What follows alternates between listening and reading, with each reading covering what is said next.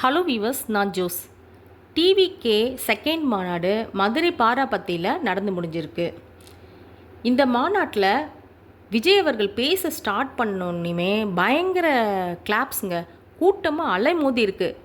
இதில் pregnant ladies குழந்தைங்கள்லாம் வர வேண்டான்னு சொல்லியிருந்தாங்க போல். ஆனால் அதையும் தாண்டி வந்திருக்காங்க.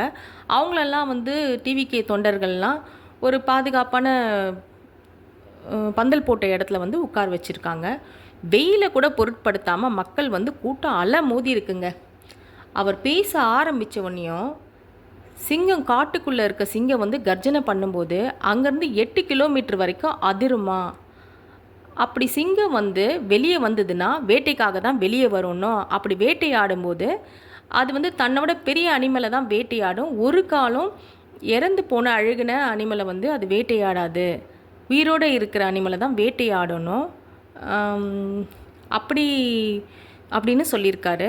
இதுக்கு கிளாப்ஸ் செம்மையாக அள்ளிச்சிங்க. அது மட்டும் இல்லை, சிங்கம் கூட்டத்தோடையும் இருக்கும். கூட்டத்துலேருந்து தனியாக வரணும்னா கெத்தாக அது தனியாக வரும். அப்படி தனியாக வந்தால் யாரையும் விடாதுனோ, எல்லாருக்கும் தண்ணி காட்டணும் சொல்லியிருந்தார். அவர் பேச்சை முடிக்கிறதுக்குள்ளேயே அவ்வளோ கிளாப்ஸ். மதுரையில் கால் எடுத்து வச்சதும் சினிமானாலும் சரி, அரசியல்னாலும் சரி, நம்ம புரட்சி தலைவர் எம்ஜிஆர் அவர்கள் தான் என்னோடய ஞாபகத்தில் வந்தார் அப்படின்னு சொன்னார்.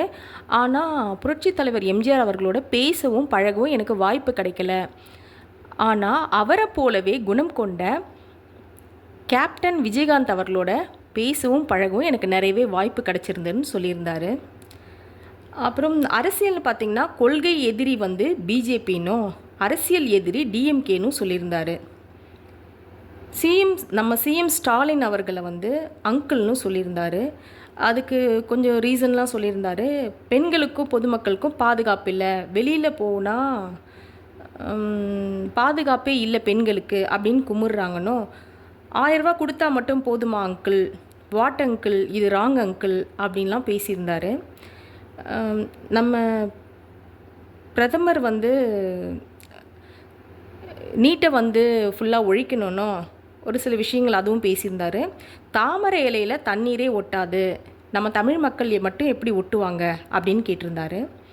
அதுக்கப்புறம் மதுரை, மேலூர், சோழவந்தான் இப்படி எல்லா இடத்துலையும் விஜய், மதுரை விஜய், மேலூரில் விஜய், சோழவந்தான் விஜய், இப்படி எல்லா இடத்துலையும் விஜய் விஜய்னு அவரே வேட்பாளராக இருக்கிற மாதிரி சொன்னார்.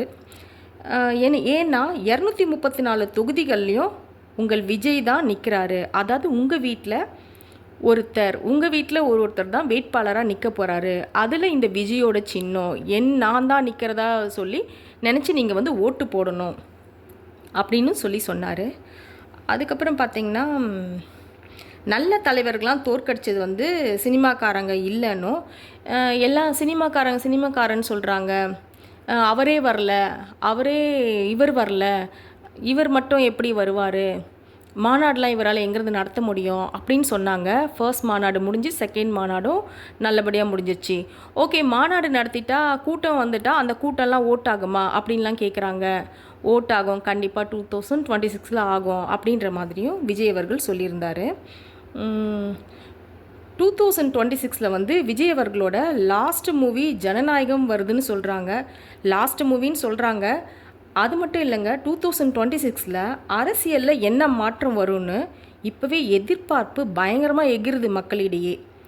ரொம்ப எக்ஸ்பெக்ட் பண்ணுறாங்க. நம்ம கூட வெயிட் பண்ணி பார்க்கலாம். விஜய் அவர்களுக்கு congrats and best wishes. Next வீடியோவில் பார்க்கலாம்.